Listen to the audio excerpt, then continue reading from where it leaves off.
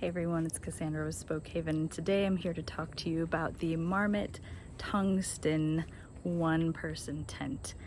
And I've been looking to replace my old one-person freestanding tent from Big Agnes. I have a Lynx Pass 1 that I used for many years, but it's finally on its last legs. It's gotten a little bit musty as far as like the inner tent, so I wanted to find something that would replace it that would be kind of a similar design. So we're going to take a look at the Marmot Tungsten. So here is the entryway of the tent. So this is a freestanding single person tent from Marmot. The color is really nice. It's kind of this olivey green with sort of these highlighter green highlights on the tent. It comes with the included ground sheet, which is really nice. Right now I don't have it connected to the tent because I realized after I set up the tent that I'd put the ground sheet in the wrong orientation, but that's okay. I'd only set this tent up one other time in my parking garage just to kind of see how it went up, but it was really fast. I took a little time lapse and I think it maybe only took me 1 or 2 minutes to get it fully set up, but wanted to kind of show off a few different features. So there is a vent in this tent, not unlike my old Lynx Pass where it has kind of this pole system where there's a vent at the top of the tent to prevent condensation from happening. As you can see, the tent has this nice little garage area out front of it that would keep your gear pretty water resistant, or waterproof somewhat, underneath of there if you're doing bike packing or any sort of camping or hiking. You could leave your gear out front to protect it from the elements. The tent comes with these aluminum stakes. These ones are orange, so I took a couple of these. They are a little bit on the heavy side for my preference, but I left a couple in my gear bag just because I wanted to kind of show them off. And also they're pretty nice stakes. They're just a little heavy, but I prefer a different one, which I'll show you next. My stake of choice is right here. This is the MSR Groundhog Mini. I really like these. They're super lightweight, they're easy to pack up, and they are really bright, so you can find them if a stake goes flying or if it's dark out or in inclement weather. They're a lot easier to find than sort of your standard aluminum silver stakes. Another thing I wanted to point out about the tent is everything is color coded. So as you can see here, we have this green webbing which matches this green webbing right here at the clip, and which also meets this dark green anodized pole. So the pole here is slightly bent, which is a nice little feature to give you a little bit more space in the tent. But as you can see on this side, you have this sort of highlighter yellow or highlighter green colored webbing on this side, with the same sort of anodized pole feature. So when you're setting it up, it makes it really fast and easy for you to know which orientation everything should be in. The ground sheet is also coded this way. I just couldn't remember which direction everything went because, like I said, I had only set this up one other time in my parking garage, so I laid it down in the wrong format. But here's what the tent looks like. As you can see, there are a couple of guy lines, attachment points here that you can guy out the rainfly a little bit more for more ventilation. And then there's this one on the rear here as well. Sorry, I've got a little bit of a mess going on with all my gear. But yeah, I staked it out just so you can kind of see what it looks like. And I apologize, I'm doing this on my phone, not on my fancy camera, because I didn't want to bring all that gear with me this weekend. So, but you can see the color coding on both of these sides. So the back side is the sort of highlighter yellow webbing, and then the front side is that sort of olive green colorway. So the garage door on this tent rolls up quite nicely, or the gear space, whatever you want to kind of call it, rolls up nicely. Toggle is actually like a stretchy toggle versus kind of the older style ones which maybe were just like a little piece of fabric. I kind of like this a little bit better. And then you've got some more guy out area here, and then you've got a dual zip here, so it can go kind of either direction. I'm assuming just so you can have more ventilation options for the gear door if you wanted like a little bit more ventilation on the front side of the tent, which is kind of cool and unique to see. All right, we're on the inside of the tent. It is in the 80s today, so it is quite toasty in here. with the rain fly on, but I just wanted to show you a few other features in here. So at the top of the tent, you have this nice little hook that you could hang, you know, a headlamp or lantern or something to illuminate your tent if you needed. The inside here has a little toggle for the mesh door, so if it's not buggy out and you want to keep the door open, or if we're loading up, you know, your sleeping pad and sleeping bag and the rest of your gear, you can keep the door open. The door also has dual zippers, which I really like, so you can kind of position them around wherever you want them.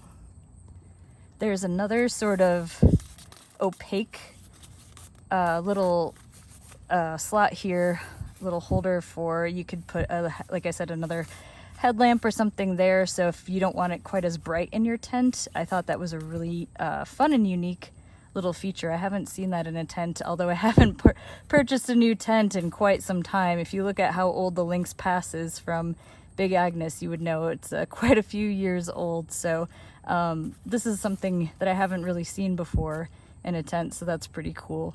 The other little feature you have here, pretty standard in a lot of tents, but a little additional gear pocket. This was also like the little thing for the owner to tear off, just a little extra bit of information about the tent. But you have kind of a bigger pocket here and then a smaller pocket, so you could fit a lot of stuff in there, which is really nice to have right by your head as you're sleeping. At the top here, you can see there's 4 little loops. I think there's 2 more. Oh, they're farther down. Well, these 2 little loops here. My apologies. So you could have like a little gear loft or something of that nature to hang some additional gear. I am 5'5", and I still have quite a few inches until I touch the end of this tent here. And if I flip around, like I said, I'm very sweaty today. My apologies, but you can see I also have a few more inches at the top of my head. So probably about, let's see, hand's worth. My hands are probably about 5 to 6 inches long above me, and then about another 5 or 6 inches below me at my feet. So you could be pretty tall and fit in here, and it's a really nice size. To the right and left of me, I don't know how wide my shoulders are. I'm like probably of average build. I'm not super heavy. I'm not super skinny and petite. I'm pretty average. So, but I feel like I have more than enough room in here to kind of spread out and carry some additional gear. You could probably even fit a dog in here with you if you wanted. So I'm pretty excited to try this out. I just realized I forgot to talk about something pretty important is they seam sealed or used sealing tape anyway on all the seams on the bottom of the tent. Oh, it's already getting dirty. That's okay, it'll get plenty more dirty. But so across the bottom, you also have it in the corners, as you can see here, reinforced, which is really nice. You have this nice bathtub style floor to keep the water out as well. All right, so as you can see, it's not a perfect solution. The pole structure for the Big Agnes is definitely a little bit different, but I do like the fact that the topper of the Big Agnes is all one color. There's no highlighter color that sticks out. I would say that's my biggest critique, other than the fact that some of the materials seem a little on the heavy side for the tungsten, but I just like that it's one simple olive green color, very incognito. You know, if you were needing to do a stealth somewhere, it would be a better option. But you can see like just the way that the tent, or the rain fly rather, fits over top of the pole structure. Even if we were to try to tighten these down, it's not quite the same, but it may be worth just experimenting with it. And then obviously I'd probably just add a guy here and a couple more places to keep that from sagging. But it is an option, not a great one, but it's worth just checking it out. Here's the fabric as a little comparison to the Marmot. This is the rain cover, rain fly. So you can see it's kind of like almost just like a Walmart style tent, almost like a big box tent, only they do a little bit nicer job on the finishing, and then the tape, the seam tape, is like an extra little step they would have taken to make it a little bit higher quality. As you can see on the Big Agnes, there's a little bit of a pattern here, so this sort of like square ripstop style pattern. It's just a little bit higher quality. Also I don't know, like the coating on it just feels a little bit more rubbery, a little bit more substantial. All right, so somehow this video has become a comparison video.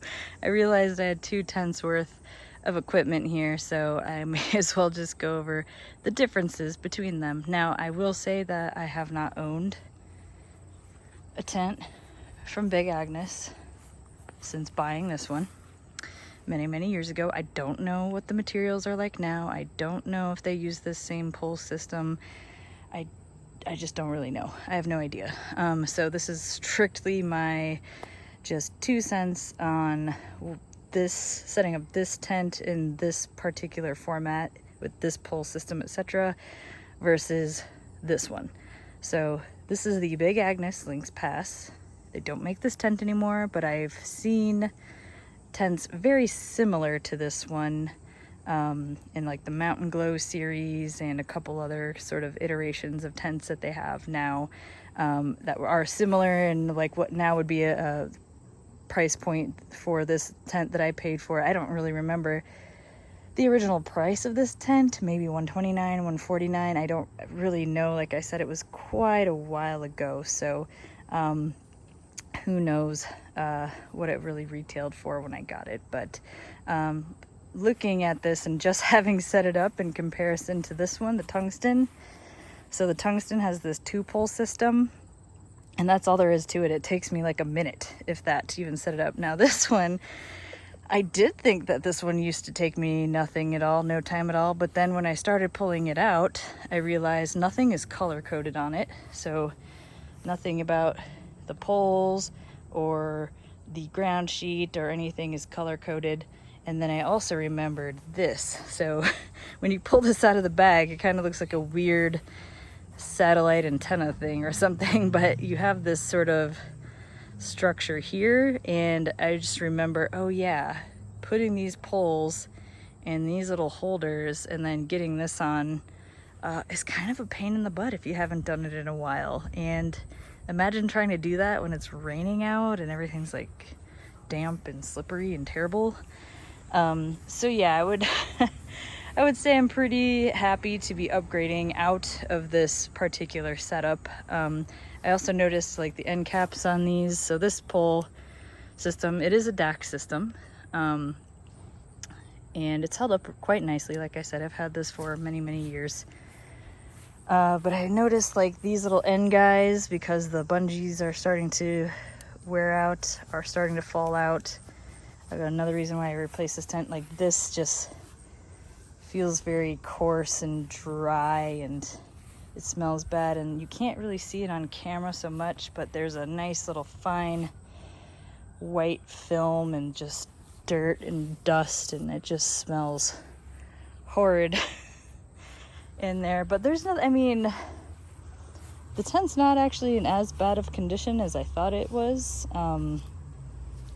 But I do remember in my last trip or two, there were some holes, I think around the door, there were some issues, like tiny little holes starting in this, but it's still technically usable. It's just not enjoyable, and it does smell quite fragrant, and I even had like washed it out and let it air dry, and it's still kind of gross. So, but a couple benefits of this tent is just, I mean, the materials are a little bit nicer feeling anyway, and I like the ripstop versus the non-ripstop fabric on the other tent.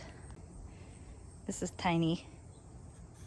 He's inspecting. See, he likes the way the tent smells because it's stinky, like him. Anyway, a couple of things I really loved about this tent though is the size. It is quite a nice size. So I think it's a slightly wider width-wise. Now, like looking at this, I mean, obviously this isn't staked out. This is, but I guess that's one of the benefits of this sort of U or A shape or U shape, whatever, tent pole system, is that it does splay out the ends a little bit. I guess that's kind of the idea behind the bend on the tungsten too, but it does look like it's a little bit wider of a tent, but for me that's not a deal breaker. This tent did have quite a few pockets. So you had a pocket on this side above your head, you had a pocket on this side above your head, and then a pocket, that mesh pocket you can see there, built in on the side of the tent as well. So you had 3 nice spots to put little extra gear. You did have a little spot on the inside to hang a lantern, and I want to say there was like a little spot for a gear loft if you wanted one. I never used one. I thought it was kind of redundant. Not as nice of toggles as the tungsten.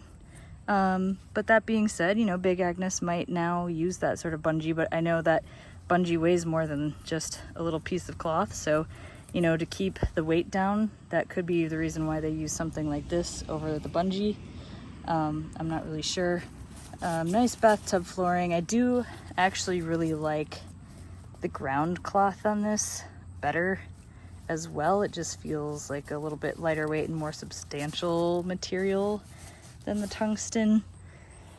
You have nice, they look like brass grommets on here, and these, they might be brass, they might be aluminum, I'm not sure, but we'll see if they rust over time. That's the nice thing, nothing on this, those grommets haven't rusted, so that's nice. And then again, the material differences. So this is the material from Big Agnes, and the seam sealing is held up really nicely. It has a really nice coating on the underside. The zippers are a little bit smaller, I will say. I like the little bit more substantial feeling zippers on the tungsten, but that also comes with a weight penalty, obviously.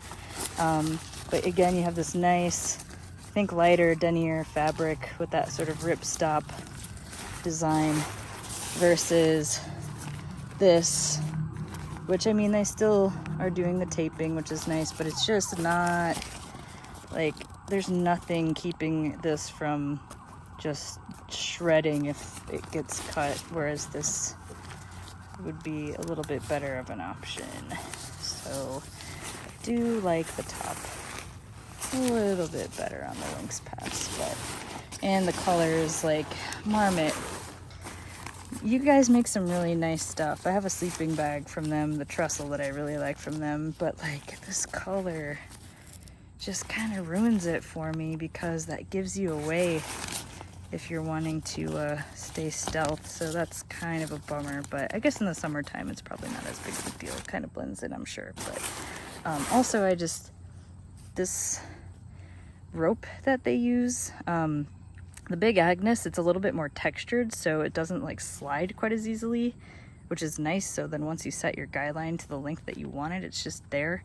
And then also I had to tie this one on my own, so I had to do this, the toggle myself, which I will also show you how to do that. So then if you get this tent and you don't know how to set up a guy, I can show you the proper way of threading this through, so it's all set up for you. All right, everyone, so the one thing that I didn't like about the Marmot tent is that it came with no instructions on how to tie a guy line. So I'll just kind of show you real quick how I did it. There's a lot of ways that you can do it yourself or figure it out, but I just loop it through. I'm left-handed, so apologies to any righties if this is confusing, but I just find the guy point that I want to tie off the rope or cordage to, just do a little loop around like so, so that'll stay nice and tight, but it's also easy to undo this knot as well. So you're going to want to go to the end of your line, and you grab your little piece here and bring it on through, up, bring this down, and then back up again, and then this comes through like a loop, like so. Hopefully you can see this, and then you just tie off a little knot. I usually double loop it like so, and that is how you can then use this to stake out your guy line. So yeah, it's a basic, you can undo it, but it's a basic kind of come up from the bottom, over the top, and then underneath. And then you can loop it through.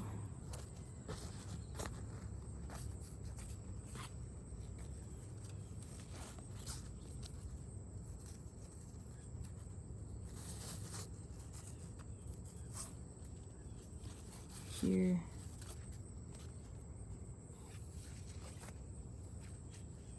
So then it stays nice and taut because it's crossing under that top line. So again, over, under, tie your little knot at the top, and then just loop this through like so. And then it tightens down on top of itself for you to stake out your guy line.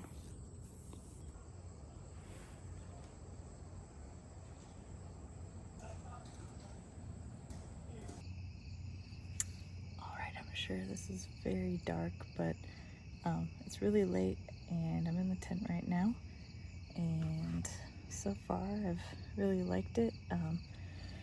I left for a few hours to go to a family friend's property, and we had a bonfire, and when I came back the tent was nice and ventilated and cool. So I'm in the Marmot, the Tungsten one right now, and I staked some of the tent out but not all of it. So the only sort of downside to it right now is that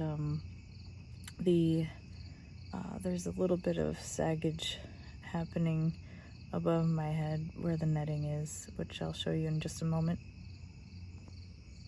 So yeah, the video is probably pretty grainy, but you can kind of see this is right above my head and it's kind of saggy, but I only staked out 2 corners of the tent, kind of the left hand corner, and then I did the kitty corner, the right hand corner. So instead of staking out both sides of the tent, which it looks like it would kind of help this situation, it is a little bit saggy above the head, but there's not a lot of sag happening at all.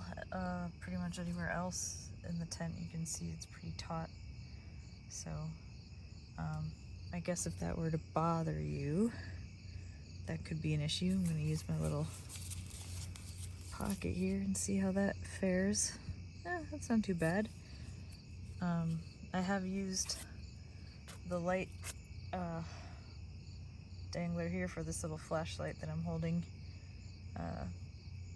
and that works out really well, but the camera, it's a little too bright for the camera to point at it. So but I've got my Sierra Designs quilt. I'm sleeping on a Klymit O Zone sleeping pad, which I don't have the means to show you right now because I'm laying in both of those, but in the morning I'll take a little video and show you how I slept, as well as my little camp pillow situation. So alright, I'm gonna go to bed now and I'll report back on how the tent fared in the morning. Alright, so it's about, I think 7 a.m., 6 a.m., 7 a.m. right now. Yes, this is, I just literally woke up. This is some realness right here. But I'm happy to report that even though it's very hot out, or not hot, but very humid out, that there's no condensation anywhere on the tent, so that's good. I didn't sleep very well, and it's not because of the tent. Actually, everything was quite spacious and very comfortable in that regards. It was because of this. So this was my setup. It's been moved, but the Klymit O Zone. So the one thing beef I have with this pad is like it'll feel nice and firm once it's, you know, blown up all the way, but I don't know, my hips just are really sore from lying on it, and I feel like it needed a little bit more air throughout the night. It's a really cool idea, but like I really have to blow it up like all the way super duper duper firm, which is hard to do because it has kind of that older style valve that I think Klymit and a lot of companies have gone away from. And then that's a little built-in pillow. But yeah, it's good in theory. I would probably use this with something like a thermarest, like the little like ridge light, I think it's called, or Nemo has one. It's like the switchback, like one of the closed cell foam pads underneath of it, just to give my hips a little bit more to lay on. So as you can see, like this has like a structure to it, so it comes up and it's kind of curved, and yeah, like you just have to try to position yourself in a very specific way on here to keep yourself from bottoming out. And also just like these valves, which I feel like a lot of companies are kind of going away from, are not the best, because it's like as soon as you get enough air in here, you then have to like pray that you twist it down in time. This pillow was all right. I tried kind of pairing this with my thermarest, my favorite camp pillow of all time. It didn't really work the greatest. I suppose if I would have had a little bit more gear, so I always put gear kind of up by my head, and then kind of use that to help support, you know, whatever pillow structure I've got going on. But yeah, nothing to do with the tent, but the tent was great. So I was able to put some of my stuff up by my head here, and yeah, so pretty happy with the tent overall. It is a little steamy in here, but again, there's no condensation anywhere to be found, even though I was like sweating and it's pretty humid here still. You do have a little bit of that sag, like I was talking about last night, at the top, but I think if I just staked out the other side of the tent, that would fix it. But yeah, so far I'm happy with it. I would like to see how it would perform in the rain. I'm sure it's probably fine, but overall I think it's a really nice option. I don't remember exactly what this tent retails for. I want to say it's around $120 to $150. I think this one was had for less than that though, because of a Labor Day deal. So it's something where maybe if you can get it through a retailer that's holding a sale, you might be able to get it for a really good price. I think, you know, comparatively to some of the other brands, like, yes, there are some nicer features that you can get from brands like Big Agnes or even like a Cottage Industry, but for the price, you know, it's a freestanding tent. I personally like freestanding tents because you just don't have to think about them. You just, you know, if you forget stakes, it's not the end of the world. You can just pop the tent up and it's like super easy and quick, and you don't have to mess with like bringing extra tent pole or trekking poles or carbon poles or anything like that. That being said, you know, there's something about getting a cottage tent, and they're super duper lightweight. They're made out of DCF or Cuban fiber, and they're extremely lightweight. The materials are really nice and lightweight, but that comes at a cost of it, you have to carry something extra with you to make those tents work, especially for bike packing, which I am more of a bike packer than I am a hiker.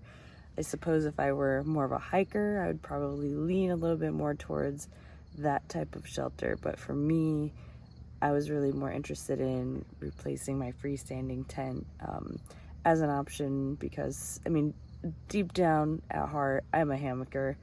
I really like sleeping in a hammock. It's way more comfortable for me.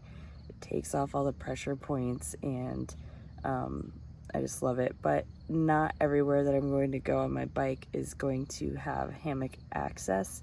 And I don't always want to set up a hammock as a bivvy type situation. So it's just nice to have a couple different sleeping setups, a couple different options for when you're out, and then just being able to see where you're going, use a couple different options. So it's never a bad thing to have a couple of different options as far as a shelter in your lineup, if you can. I feel very privileged that I can invest in gear, and it's been gifted to me, and I've been very lucky with that. So, but overall, the tungsten, I would say, is a great option. If you can get it in the olive colorway, even better, because it's a little bit more stealthy. If you do need to set up a, pull to the side of the road, go in the woods and set up sort of a thing, have a little bit more privacy. But I forgot to mention that I swapped out the storage bag for the tent, like almost immediately. I grabbed, for my little bike packing bin, I have these 5-liter outdoor research. Let's see if I can get a better shot here. 5-liter outdoor research dry bag, and that fits the tent body, the footprint, and the rain fly in it. So the included stuff sack and pull bags are terrible for this tent. They're cheap, and this is the pull bag, so it's just like a really cheap nylon kind of style with the little tie. I'm probably gonna replace this with like a Cuban fiber or a DCF or some, maybe even, I don't know, some sort of Tyvek situation, DIY style. Ditching that for sure. It sucks, and it's super heavy. But yeah, that's the biggest complaint most people had, just looking at the reviews about this tent, is the sagginess. So apparently the sagginess of the mesh might not be able to be fixed by staking it out really far. The sagginess, the fact that it's heavy, and what was the third one? I don't even remember at this point, but yeah, so those were a couple of complaints. The mesh doesn't bother me. I'm not a tall person, so that won't be a problem if I do end up staking it out and it's still kind of floppy. But the easy thing for heaviness is basically replacing the stakes. First of all, would probably be a good one. Maybe looking for like super ultra light guy line. So, something like going to dutchwear.com and finding some sort of other like super ultra lightweight, strong, and light cordage for that. I'm probably just gonna leave the guy lines as is, but who knows? I like experimenting with new stuff. And then also just replacing the original bag with like a good stuff sack to put it in. There are lighter weight ones out there. There are Cuban fiber and different options, but this is just what I had in my arsenal. It's bright, it goes on my bike very easily. It fits in my pannier, or if I'm doing cages, it fits in my cages. So that was an easy decision to make. So but yeah, definitely gonna ditch the tent bag. Would probably ditch the original stakes, except for maybe 1 or 2 just to have as spares. But otherwise, I mean, it's not that bad. For bike packing, if you're not like going super ultra light, it's going to be a great option. The other thing is that I looked up the tent price on backcountry.com because I didn't see this tent on REI, but Backcountry and a couple other places had it for closer to $200 retail. So yeah, whatever deal this was worth it. I would probably wait for a sale from whatever site that you get this from and just see if you can get it down closer to that $100, $120 mark, because I feel like that's really what this tent is worth. I don't know that I would spend $200 on it, to be honest, but when you could spend a little bit more and get a little bit nicer quality from, you can get like a 6 Moon Designs tent. You could invest a little bit more, get something from Big Agnes. There are other brands out there that do nicer options that you could get for closer to that price point. But anyway, I'm still happy with it, and I look forward to doing some bike trips with it. I just need to find a more comfortable sleep system. So, all right, that's all for today until I edit something else in here. So, thanks for watching. All right, thank y'all for watching. If you have any questions about this tent or the Big Agnes Lynx Pass 1, even though it's an older tent, maybe you're looking at one used, who knows, let me know in the comments below. Try to reply to everyone. It's just been a little bit more difficult to make videos because I'm in school and working full-time right now and doing stuff for Radical Adventure Riders Madison, so I have a little bit on my plate, but I'll try to make some follow-up videos for some things that people have had questions on. So stay tuned and give a like, give a subscribe, share with a friend. Go to spokehaven.com. Follow me at instagram.com/spokehaven or at spokehaven on Instagram and Twitter. I'm not super active on Twitter, but if you want to, give a follow there too. So, all right, thanks. Bye.